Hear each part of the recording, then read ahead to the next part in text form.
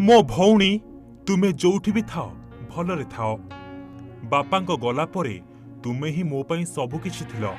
तुम सह मु सबुबेले कथा हेउथिली।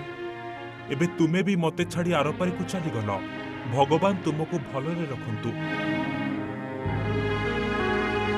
हाँ आज्ञा, मुख्यमंत्री को आखिरे आज आखि लुह।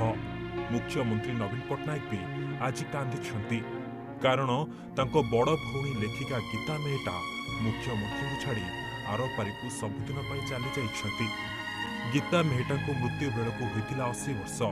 दिल्ली स्थित बासभवन में नवीन पट्टनायक बड़ भौणी गीता मेहटा मृत्यु होइछि। शनिवार राति होइथिला लेखिका गीता मेहटा मृत्यु। सकाळु सकाळु दिल्ली अभिमुखे बाहरी पड़ते मुख्यमंत्री।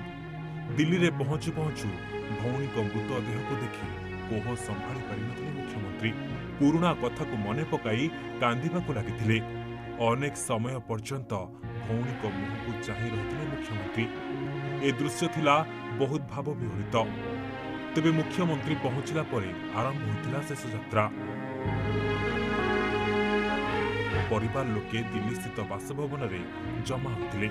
3 अब्दुल कलाम रोड स्थित बासभवन में देखा जाइथिला शोकभरा दृश्य। जदि देखिबा गीता एकाधारे जड़े लेखिका, वृत्तचित्र निर्माता, सांबादिका थिले। 1943 रे जन्मित गीता भारत और ब्रिटेन रे शिक्षा लाभ करथिले। से कैम्ब्रिज विश्वविद्यालय रे उच्च शिक्षा लाभ करथिले। तांकर केतेक प्रख्यात पुस्तक हेउछि Karma Cola, Snake and Ladders, A River Sutra, The Eternal Ganesha इत्यादि।